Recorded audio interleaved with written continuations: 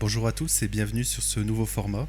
On va parler tout simplement du forex et des matières premières. J'essaierai de faire des vidéos plutôt vers le midi, donc assez régulièrement. Si vous ne souhaitez rien rater, n'hésitez pas à vous abonner et à commenter si vous souhaitez une analyse plus précise d'un actif. N'hésitez pas à commenter et à liker. Je voulais également dire que le matin, on sort des vidéos de crypto, Bitcoin, Ethereum, des analyses et également des indices. Donc ce matin, on a vu plus en détail le DAX et le S&P 500, donc les indices US. Donc on va commencer, par l'indice dollar, le dollar. Le dollar est assez baissier depuis quelques temps, depuis quelques mois. Vous voyez, là on est en mensuel.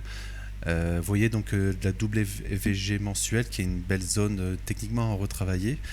Alors on était bien parti pour bien rebondir, mais vendredi on a eu les chiffres de l'emploi qui étaient très mauvais. Et surtout c'était la correction des mois précédents. La correction des mois précédents, donc de juin et de mai. Donc on était passé de mémoire de 140 000 environ à 20 000. Donc on avait une baisse globale sur les 2 mois de plus de 240 000 emplois. Donc bien sûr le dollar n'a pas apprécié comme tous les indices et tous les assets finalement. Voilà, on a une belle mèche, on a une belle bougie baissière. Ce qui est très intéressant aussi, c'est que on a eu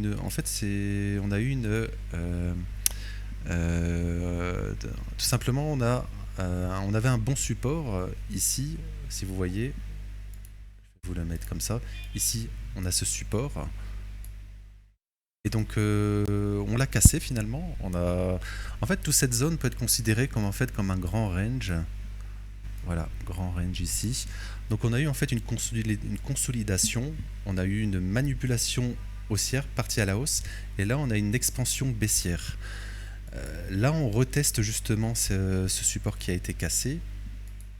Ici, là, hop. Et là on s'est fait rejeter tout simplement sur des news échos. Mais là, voilà, on s'est bien fait rejeter là, donc c'est une zone d'une belle résistance, un support qui est devenu résistance. Aujourd'hui, premier jour de la semaine, là on a rebondi un petit peu. Potentiellement, si on clôture dans ces niveaux ici, donc là on est en train de retracer la baisse de vendredi. Donc on retrace, voilà, on consolide plutôt, on retrace pas vraiment. On consolide un petit peu. On pourrait très bien revenir dans cette zone ici, fair value gap baissier. Et ce qui créerait demain, probablement, on créerait tout simplement un EVG baissier en daily. Donc on pourrait très bien demain par exemple, si on est baissier, on pourrait très bien revenir tester le fair value gap et donc ensuite continuation baissière parce que le flux est devenu baissier à court terme. Voilà, voilà, je vais corriger, je vais enlever le graphique ici, enfin les lignes.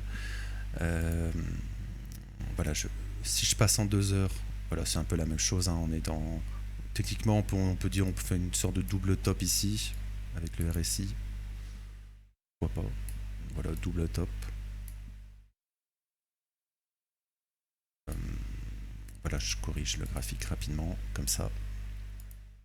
Voilà, on peut être dans ce scénario-là. Et potentiellement, les objectifs, ils sont au moins, le plus bas de la semaine passée, il a déjà été pris.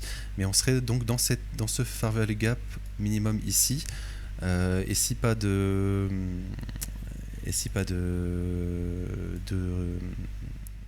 Voilà, je suis en train de faire ça, hop. Et si pas de réaction, là on pourrait spéculer tout simplement sur un nouveau plus bas. On va passer en fait sur l'euro-dollar, mais l'euro-dollar en fait est très similaire. C'est tout simplement que c'est inversé. Je vais passer dessus, mais pour vous montrer. Voilà, sur l'euro-dollar en fait on fait exactement la même chose, mais à l'inverse. Ça serait très intéressant sur l'euro-dollar. Tout simplement, on a ouvert. Là on est en train de consolider, de baisser un petit peu. Voilà, si on reteste par exemple cette bougie, la bougie daily ici, ça pourrait être une très bonne une opportunité d'achat, tout simplement pour faire de la continuation baissière. Là, on avait pris les stops ici, hop, voilà la news qui a aidé bien sûr. Voilà. Et donc là, on consolide début de semaine. Si on revient, par exemple, voilà, dans ce fair value gap ici, ça pourrait être une très belle zone pour faire de la continuation haussière. Donc minimum ces zones ici, comme ça. Et en fait, on peut aller bien sûr bien plus haut. On peut aller, pour moi, on peut totalement aller sur un nouveau sommet sur l'euro-dollar à moyen terme. Enfin, à échéance quelques jours, quelques semaines. Voilà. Là, on est sur du court terme. Mais donc là, on a eu des zones de stop évidentes ici. Hein. Hop, ici, ils n'ont pas été prises. Voilà, ça me paraît étrange que le marché laisse les vendeurs safe comme ça. Voilà, je pense qu'il y a de l'intérêt à aller chercher les plus hauts sur l'euro-dollar. Je vérifie un peu. Oui. Oui. Surtout qu'on est en début de mois, donc voilà, début de mois. Ouais. Voilà. Je pense qu'à moyen terme, on peut vraiment aller un peu plus haut oui, sur l'euro-dollar. Voilà, je pense que j'ai pas d'autre chose à dire. On va suivre donc ces jours-ci voilà, ce qui va se passer notamment sur les indices et,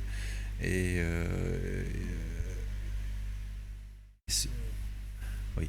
Oui, je suis en train de voir s'il n'y avait pas autre chose sur oui, en mensuel ou mais je pense pas. Donc on va enchaîner, hein, on va enchaîner. Oui.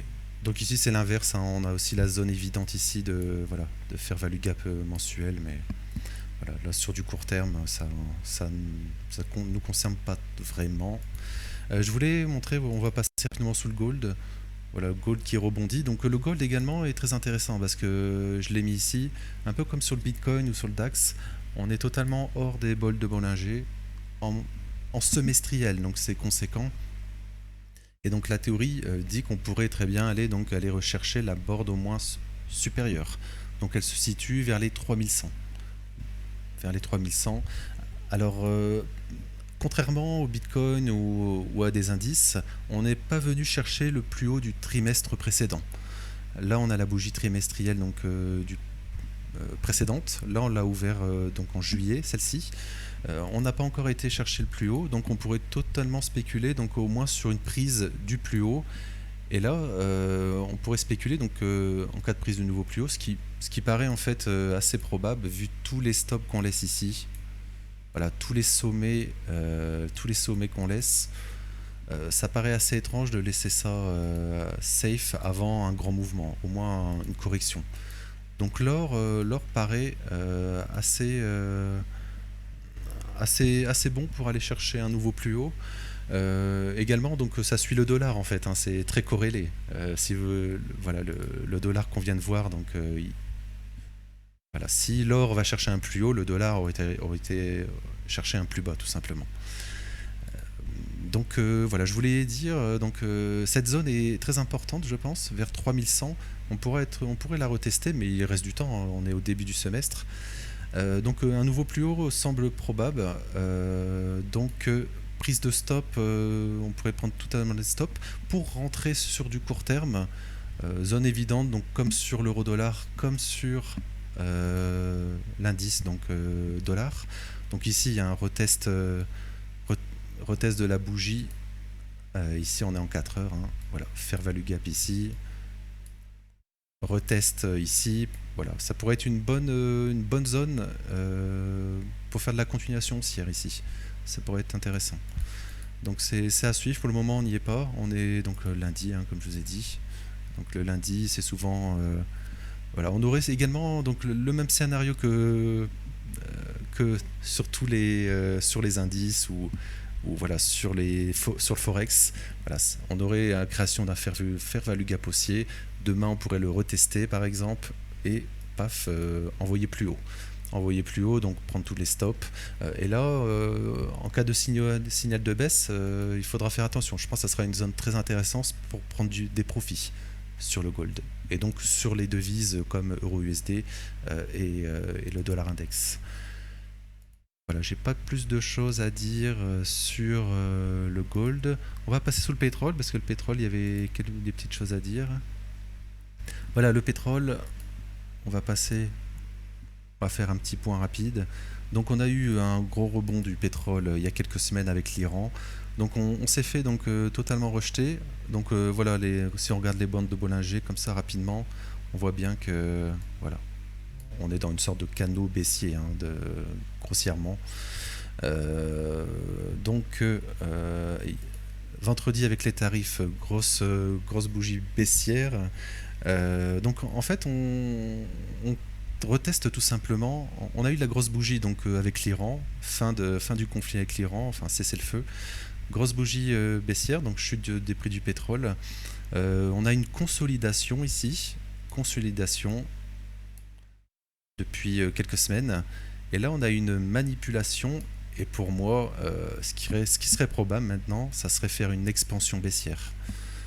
Donc une baisse du pétrole pendant ces prochains jours, prochaines semaines. C'est ce qui paraît probable.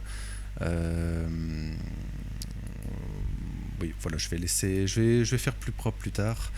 Et donc potentiellement, là, on va dire voilà, comme les autres, on pourrait revenir là sur cette zone, par exemple, demain ou dans les prochains jours. Ce serait totalement pas improbable. Voilà, en cas de retour sur cette zone, ça pourrait être une très bonne position pour shorter le pétrole. Ça pourrait être très intéressant, un bon point d'entrée, avec une invalidation bien sûr si on repasse la dernière bougie baissière, enfin la previous bougie baissière. Voilà, on aurait un bon point d'entrée sous le pétrole ici. Et donc l'objectif théorique minimum, ça serait au moins